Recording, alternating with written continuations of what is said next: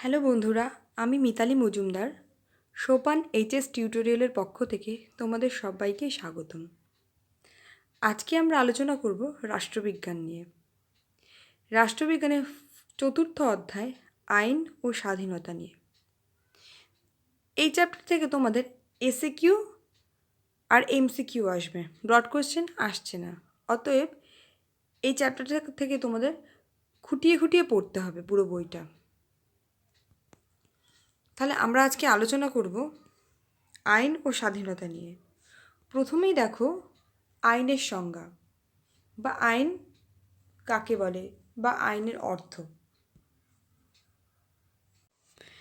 দেখো, সাধারণ অর্থে আইন বলতে বোঝায় আমাদের সমাজে বহু রীতিনীতি, লোকাচার প্রভৃতি প্রচলিত থাকে। এইগুলোকেই সাধারণভাবে আইনের মর্যাদা লাভ করে আইনে কার্যকরী হয়। এবারে দেখো আইনের অর্থ। ব্যাপক এবং সংকীর্ণ উভয় অর্থেই আইন কথাটির ব্যবহার প্রচলিত আছে। রাষ্ট্রবিজ্ঞানীরা বিভিন্ন দৃষ্টিকোণ থেকে আইনের সংজ্ঞা দিয়েছেন। জন অস্টিনের মতে আইন হল অধস্তনের প্রতি ঊর্ধ্বতন রাজনৈতিক কর্তৃত্বের আদেশ মাত্র। অর্থাৎ রাজনৈতিক ক্ষমতায় আসীন ব্যক্তি, ঊর্ধ্বতন ব্যক্তিরা অধস্তন ব্যক্তিদের উপরে যে আদেশ দেবেন সেই আদেশগুলোই কিন্তু আইনে রূপান্তরিত হবে। বিশ্লেষণপন্থী লেখক হল্যান্ডের মতে আইন হল সার্বভৌম রাজনৈতিক কর্তৃত্ব দ্বারা প্রযুক্ত মানুষের বাহ্যিক আচরণ নিয়ন্ত্রণকারী সাধারণ নিয়মই আইন। একজন ব্যক্তি তার যে সাধারণ যে আচার নিয়ম থাকবে সেই সমস্তগুলোই নিয়ে আইন তৈরি হবে। স্যাভিনি, হেনরি, মেইটল্যান্ড, ক্লার্ক প্রমুখ ঐতিহাসিক মতবাদে বিশ্বাসী রাষ্ট্রবিজ্ঞানীদের মতে সমাজে প্রচলিত রীতিনীতি, প্রথা ইত্যাদি সাধারণভাবে আইনের মর্যাদা লাভ করে। মানুষ হচ্ছে সমাজবদ্ধ জীব। সেই সমাজের মধ্যে থেকে মানুষরা তার দৈনন্দিন জীবনে যে সমস্ত রীতিনীতি, আচরণ যে সমস্তগুলো তারা করে থাকে সেই সবই আইনে প্রচলিত হয়। তাই সব আইনকে সার্বভৌম শক্তির আদেশ বলে অভিহিত করা যুক্তিযুক্ত নয়।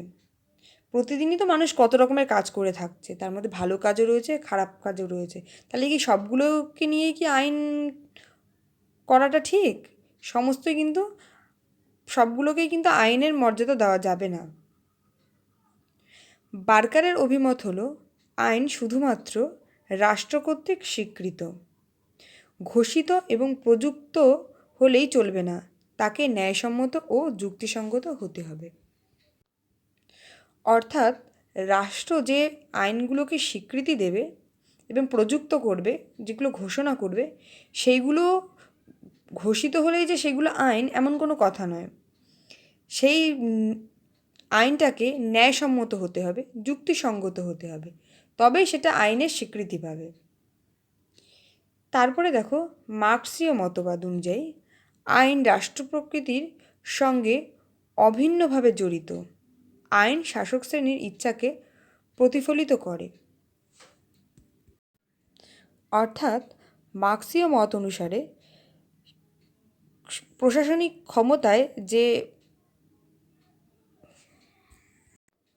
শাসক শ্রেণী থাকবে তাদের যে ইচ্ছাগুলো, সেই ইচ্ছাগুলোই হচ্ছে গিয়ে আইন হিসেবে প্রতিফলিত হবে। এবার আমরা বুঝলাম আইন। এবার দেখো আইনের প্রকৃতি। আইনের প্রকৃতি সম্পর্কিত মতবাদগুলি হলো দার্শনিক মতবাদ, বিশ্লেষণমূলক মতবাদ, ঐতিহাসিক মতবাদ, তুলনামূলক মতবাদ, সমাজবিজ্ঞানমূলক মতবাদ এবং মার্ক্সীয় মতবাদ। এই আইনকে কিন্তু আমরা আবার দুভাগে ভাগ করতে পারি। এক হচ্ছে প্রাকৃতিক আইন, আরেকটি হলো আন্তর্জাতিক আইন। এবার দেখো প্রাকৃতিক আইন কি বলেছে। আইনের আলোচনায় স্বাভাবিক বা প্রাকৃতিক আইন একটি গুরুত্বপূর্ণ স্থান অধিকার করে। স্বাভাবিক আইন মানুষের তৈরি নয়, রাষ্ট্র কর্তৃক সৃষ্ট বা সংরক্ষিতও নয়। স্বাভাবিক আইন সামাজিক প্রয়োজন থেকে নিজেই গড়ে ওঠে। প্রাচীন গ্রিক দার্শনিক প্লেটো ও অ্যারিস্টটলের রচনায় এর প্রথম উল্লেখ দেখা যায়। অর্থাৎ স্বাভাবিক আইন কিন্তু রাষ্ট্র সৃষ্টি করেনি বা নিজে থেকেও গড়ে ওঠেনি, মানুষও তৈরি করেনি, সামাজিক প্রয়োজনেই নিজে থেকেই নিজে তৈরি হয়েছে। সেটাই হলো প্রাকৃতিক আইন। তারপরে দেখো আন্তর্জাতিক আইন। আন্তর্জাতিক আইন কি? আধুনিক জাতীয় রাষ্ট্রগুলি অর্থনৈতিক, রাজনৈতিক ও সাংস্কৃতিক ক্ষেত্রে পরস্পর নির্ভরশীল। আধুনিক রাষ্ট্রগুলো কি হয়? একটা রাষ্ট্রের সঙ্গে আরেকটা রাষ্ট্র অর্থনৈতিকভাবেও একটা রাষ্ট্র আরেকটা রাষ্ট্রের উপর ডিপেন্ডেন্ট, রাজনৈতিক ক্ষেত্রেও, আবার সাংস্কৃতিক ক্ষেত্রেও বিভিন্ন যে ইন্টারন্যাশনাল গেমগুলো হয়, সাংস্কৃতিক অনুষ্ঠানগুলো হয়, ফিল্ম অ্যাওয়ার্ডগুলো হয়, এই সমস্ত ক্ষেত্রেই কিন্তু দেখো একটা রাষ্ট্রের সঙ্গে আরেকটা রাষ্ট্রের সম্পর্ক রয়েছে পরস্পর। কিছু নিয়মকানুনের মাধ্যমে এই পারস্পরিক সম্পর্ক নির্ধারিত হয়। এই নিয়মগুলোই আন্তর্জাতিক আইন নামে অভিহিত। লরেন্সের মতে সাধারণভাবে যে সমস্ত নিয়মকানুনের দ্বারা সভ্য রাষ্ট্রগুলির পারস্পরিক ব্যবহার নিয়ন্ত্রিত হয় সেগুলিকেই আন্তর্জাতিক আইন বলে। এইবারে দেখো আইনের উৎস, কিভাবে আইন এসেছে। দেখো আমরা জানি যে রাষ্ট্রের মতো আইনও ঐতিহাসিক বিবর্তনের ফল।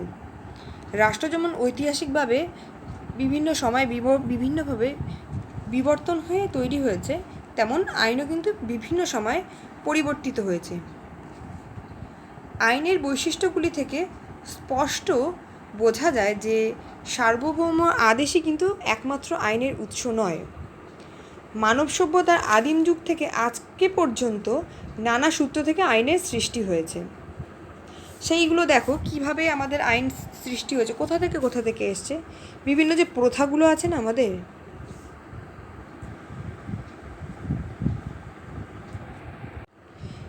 সেই সমাজের সৃষ্টির সময় থেকে আজকে পর্যন্ত সমাজে কি হয়, বহুদিন ধরে বিভিন্ন রীতিনীতি প্রচলিত যে আচার আচরণ রয়েছে, লোকাচারগুলো রয়েছে, সেইগুলোকেই তো প্রথা বলে। সেই প্রথাগুলো থেকেই কিন্তু আইনের উৎপত্তি হয়েছে। এই প্রথাই আইনের সর্বাপেক্ষা প্রাচীন উৎস। হল্যান্ডের মত অনুসারে কোনো এক সময় কোনো ব্যক্তি কোনো উদ্দেশ্যে হঠাৎভাবে বিশেষ রীতি সমাজে প্রবর্তন করেন। সেই রীতিটাই কিন্তু কালক্রমে অন্য সকলের তা মেনে চলতো, এইভাবে প্রথার সৃষ্টি হয়। উদাহরণ হিসেবে তিনি মাঠের ভিতর পায়ে চলার পথের দ্বারাই নিয়ন্ত্রিত হয়।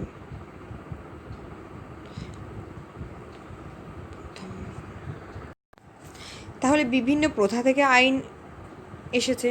প্রথম সূত্রপাত হয় আইনের কিন্তু বিভিন্ন প্রথা থেকে। তারপরে কি থেকে হয়, আর কি থেকে আসতে পারে? ধর্মও কিন্তু আইনের এক প্রাচীন উৎস। আদিম সমাজে ধর্মের সঙ্গে সঙ্গে যে সমস্ত প্রথা আচার পদ্ধতি সংযুক্ত ছিল, রীতিনীতিগুলোর মধ্যে যে সমস্ত ধর্মগুলো উঠে আসে, সেই সময় সমকালীন সমাজ জীবনের ধর্মবিশ্বাস ও রাজনীতি সামাজিক জীবনধারাকে কার্যকরভাবে প্রভাবিত করত। এই কারণেই আদিম সমাজের আইন ও প্রথাসমূহ ধর্মীয় আচার অনুষ্ঠানের সঙ্গে অঙ্গাঙ্গিভাবে সম্পর্কযুক্ত ছিল। সমাজের প্রাচীন বিধিনিষেধ ধর্মের ভিত্তিতেই গড়ে উঠেছিল। প্রাচীন যুগে যে সমস্ত দেখো কুসংস্কারগুলো ছিল, মানুষ যেগুলো মানত যে এইটা করবে, এটা করলে পাপ হবে, সেইগুলো কিন্তু এই ধর্মে সইবে না, এই ধর্ম থেকেই কিন্তু উঠে এসেছে। এবার সেখান থেকে কালক্রমে সেগুলো আইনে পরিবর্তিত হয়। তারপরে দেখো আর কি থেকে আইন আসতে পারে? বিচারালয়ের সিদ্ধান্ত। প্রথা ও ধর্মের অসম্পূর্ণতার কারণেই রাজা বা দলপতি অনেক সময় কী করত, আপন বিচার বুদ্ধির ভিত্তিতে বিবাদের মীমাংসা করতেন। এবার সেই যে মীমাংসা করতেন সেইগুলোই ভবিষ্যতে সমস্ত বিচারের আইন হিসেবে গণ্য হতো। সেইখান থেকেও কিন্তু আইন আমাদের চলে আসে। তারপরে দেখো ন্যায় বিচার। আইনে সুস্পষ্ট নির্দেশের অনুপস্থিতিতে ন্যায় বিচার আইনের অসম্পূর্ণতাকে দূর করতে সাহায্য করে। ফলে কি হয়, প্রয়োজনের তাগিদে আইনের রূপ বদলায়, আবার কি হয়, নতুন করে আইনের সৃষ্টি হয়। ন্যায় বিচারের দ্বারা যে আইন সৃষ্টি হয় সেটা এক প্রকার বিচারক সৃষ্টি করেন। তবে উভয় ক্ষেত্রে বিচার পদ্ধতির পার্থক্য বর্তমান। বিচারক কী করেন, প্রথমে প্রচলিত আইনের ব্যাখ্যা করেন, এবার সেইখানে কোনো ভুল ত্রুটি থাকলে তখন ন্যায় বিচারের ক্ষেত্রে তিনি কী করেন, আবার নতুনভাবে সেই ন্যায় বোধের দ্বারা পরিচালিত হয়ে বিচার কার্য সম্পন্ন করেন। এইভাবে কিন্তু বিচারক নতুন আইনের সৃষ্টি করেন। তারপরে আর কি থেকে আইন আসে, বিজ্ঞানসম্মত আলোচনা। এই যে কুসংস্কারগুলো ঠিক কি ঠিক নয়, এই যে বিজ্ঞান ভিত্তিক যে বিজ্ঞানসম্মত আলোচনা, সেই আলোচনার মধ্য থেকেই কিন্তু আবার ঠিকঠাক আইন চলে আসে, সেইখান থেকেও কিন্তু আমরা আইনের ব্যাখ্যা পাই। আর কি, আইন প্রণয়ন। বর্তমান যুগে আইন পরিষদই হলো আইনের সর্বপ্রধান উৎস। দেশের আইনসভা বিধি নির্দিষ্ট পদ্ধতিতে জনমত অনুযায়ী আইন প্রণয়ন করেন, জনকল্যাণমূলক তত্ত্বের ভিত্তিতেই সৃষ্টি করেন। সরকারের কর্মক্ষেত্রের পরিধি যথেষ্ট প্রসারিত হয়েছে। এই বিপুল দায়িত্ব সম্পাদনের জন্য প্রয়োজন অসংখ্য আইনের, সেই তাগিদেই কিন্তু নতুন নতুন আইন প্রণয়ন হয়েছে এবং সেখান থেকেই আমাদের আইনগুলি এসেছে। এরপরে আমরা দেখব স্বাধীনতা সংজ্ঞা। স্বাধীনতা, এই স্বাধীনতা কথাটির ইংরেজি প্রতিশব্দ হলো লিবার্টি, যেটা কিনা এসেছে ল্যাতিন শব্দ লিবার থেকে, যার অর্থ হলো স্বাধীনতা। সাধারণভাবে স্বাধীনতা বলতে কি বোঝাই আমরা, নিজেদের ইচ্ছা মতো যে সমস্ত অবাধে আমরা কাজকর্ম করতে পারবো, যে অবাধ অধিকারগুলি, সেগুলোকেই রাষ্ট্রবিজ্ঞানে বস্তুত অনিয়ন্ত্রিত ও সীমাহীন স্বাধীনতা হলো স্বেচ্ছাচারিতার নামান্তর মাত্র।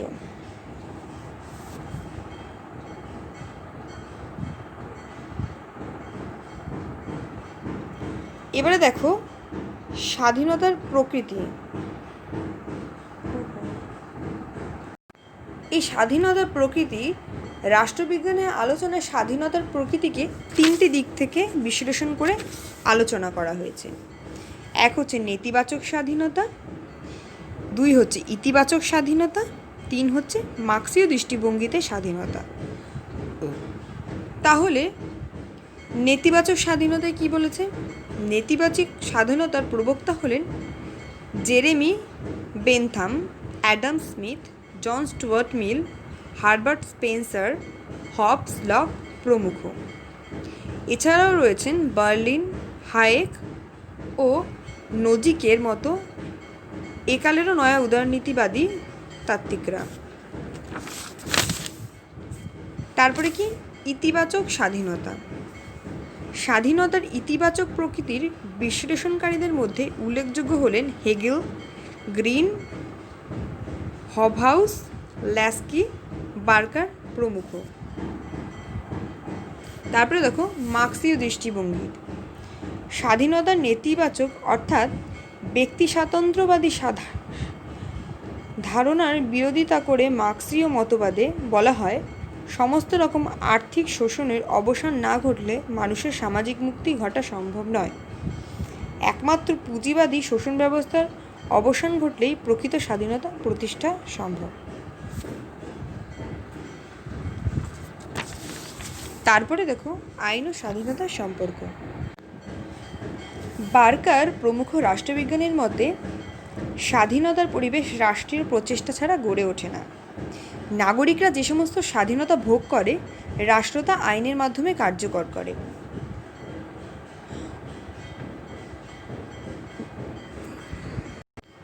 এই প্রসঙ্গে ব্রাইস কি বলেছেন? ব্রাইসের মতে আইন এবং স্বাধীনতার মধ্যে যে কোনো একটিকে প্রাধান্য দিলে অন্যটি সংকুচিত হবে, অর্থাৎ দুজনকে নিয়েই আলোচনা করতে হবে। বার্কার কি বলেছেন? বার্কারের বক্তব্য হলেন স্বাধীনতার উৎস হলো আইন, তারপরে আমরা দেখব স্বাধীনতা রক্ষা কবচগুলি কী কী রয়েছে। এই যে আমাদের স্বাধীনতাগুলি রয়েছে, যে ক্ষমতাগুলি আমরা ভোগ করে থাকি, সেইগুলোর যদি কোনো সংরক্ষণের ব্যবস্থাই না থাকে, তাহলে কিন্তু সেই যে স্বাধীনতা আমরা উপভোগ করতে পারবো না। এর জন্যই স্বাধীনতার রক্ষা কবচ থাকা আবশ্যক। যেমন প্রথমে দেখো, লিপিবদ্ধ মৌলিক অধিকার।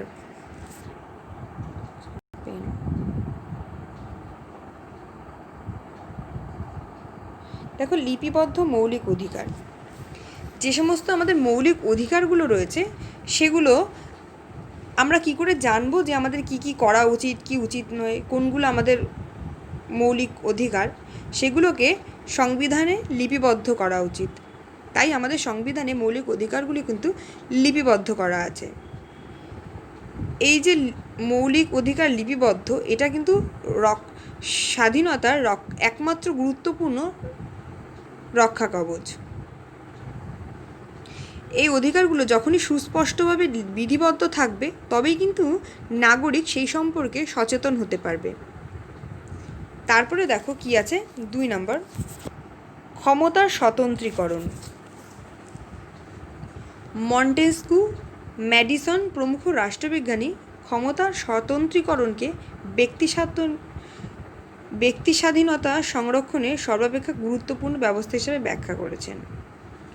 অর্থাৎ সরকারের যে 3টি বিভাগ আছে, আইন, শাসন ও বিচার, এই 3টে ব্যবস্থাকেই কিন্তু প্রত্যেকটিকে পৃথকভাবে বা আলাদা আলাদাভাবে দায়িত্ব সম্পাদন করতে হবে। মানে একে অপরের এক বিভাগ আর এক বিভাগে গিয়ে হস্তক্ষেপ করতে পারবে না, তাহলেই কিন্তু সেইটা আর ঠিকঠাকভাবে কাজ করতে পারবে না। এখন যদি পুলিশ বিচার ব্যবস্থায় গিয়ে হস্তক্ষেপ করে, তাহলে কি সেই বিচার ব্যবস্থাটা ঠিকঠাক হবে? আবার বিচার ব্যবস্থার যারা রয়েছেন তারা যদি এসে পুলিশের যে ক্ষমতা রয়েছে, প্রশাসনিক ক্ষমতা, সেখানে এসে হস্তক্ষেপ করলে দুটো মিলিয়ে মিশিয়ে একাকার হয়ে যাবে। তাই প্রত্যেককেই পৃথকভাবে আলাদা আলাদাভাবে কাজ করতে হবে। তারপরে কি রয়েছে, 3 নম্বর, আইনের অনুশাসন। আইনের অনুশাসন স্বাধীনতার আরেকটি গুরুত্বপূর্ণ রক্ষা কবচ। আইনের অনুশাসন হলো আইনের পরিপূর্ণ প্রাধান্য এবং আইনের দৃষ্টিতে সবাই সমান। অর্থাৎ আইনের দৃষ্টিতে প্রত্যেকটা মানুষই কিন্তু প্রাধান্য পাবেন এবং আইনের চোখে কিন্তু সবাই সমান অধিকার ভোগ করবে। আইনের চোখে কিন্তু কেউ আলাদা আলাদা না, কেউ আইনের ঊর্ধ্বে হতে পারে না, আইনের চোখে সবাই সমান। একজন ফিল্ম স্টারও যে ধরনের স্বাধীনতা ভোগ করবে, তার যা যা করণীয়, সেও যেমন আইনের চোখে যে ধরনের, আর একজন সাধারণ জনগণ সেও কিন্তু সমান। সে একজন সেলিব্রিটি বলে কিন্তু সে কোনো এক্সট্রা ফ্যাসিলিটি পাবে না, সেও যা যা পাবে আমরাও কিন্তু তাই পাবো। তারপরে দেখো রয়েছে 4 নম্বর, দায়িত্বশীল শাসন ব্যবস্থা।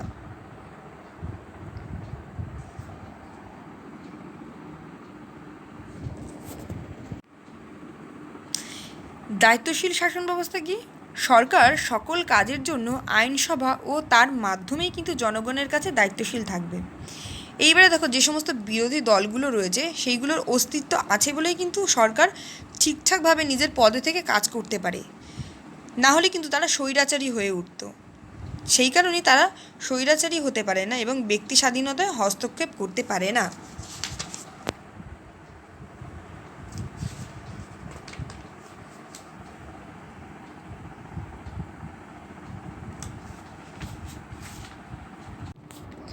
তারপরে দেখো 5 নম্বর রয়েছে গণভোট বা গণ উদ্যোগ পদচ্যুতি।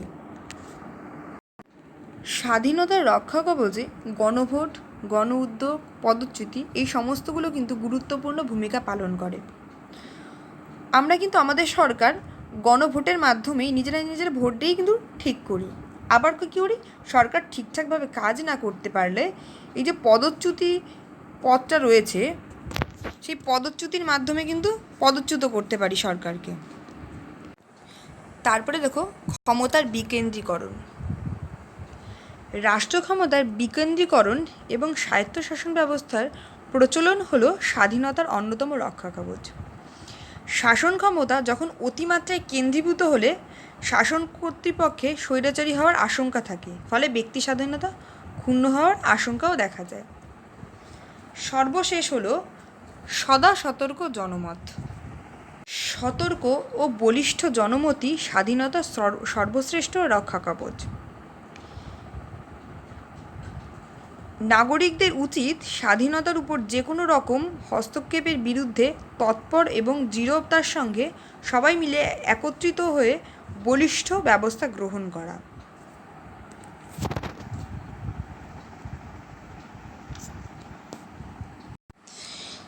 তাহলে স্বাধীনতার রক্ষা কবচগুলি কী কী?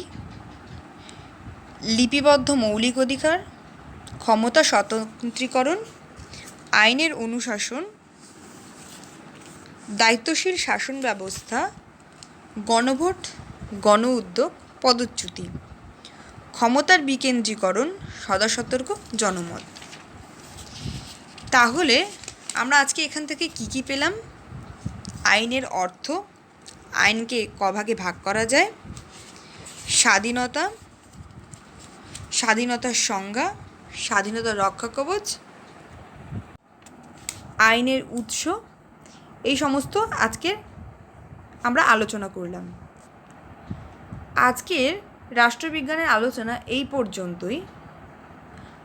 এরপরে আবার পরের ভিডিওতে অন্য চ্যাপ্টার নিয়ে আলোচনা করব। ভিডিওটা শেষ করার আগে আমি একটা কথা বলতে চাই। তোমরা বা আপনারা যারা পড়াতে ইচ্ছুক আমাদের এই সোপান এইচএস টিউটোরিয়ালে, তারা দেখুন নিচে কমেন্ট বক্সে কন্ট্যাক্ট নাম্বার রয়েছে। আপনারা যারা আগ্রহী পড়ানোর জন্য তারা এখানে কমেন্টে করতে পারেন, বা নাম্বার দেওয়া আছে, সেখান থেকে আপনারা নাম্বারটা নিয়ে যোগাযোগ করতে পারেন। সোপান এইচএস টিউটোরিয়ালে কী হয়, যে সমস্ত ছেলেমেয়েরা মানে আর্থিকভাবে অনগ্রসর তাদের জন্য ফ্রিতে ক্লাস দেওয়া হয়। এখানে ক্লাস 11-12 আর্টস, কমার্স, সায়েন্স তিনটে বিভাগেই সমস্ত সাবজেক্ট কিন্তু পড়ানো হয় এখানে। এবার তোমরা যারা পড়াতে ইচ্ছুক তারা কিন্তু অবশ্যই যোগাযোগ করো। Thank you.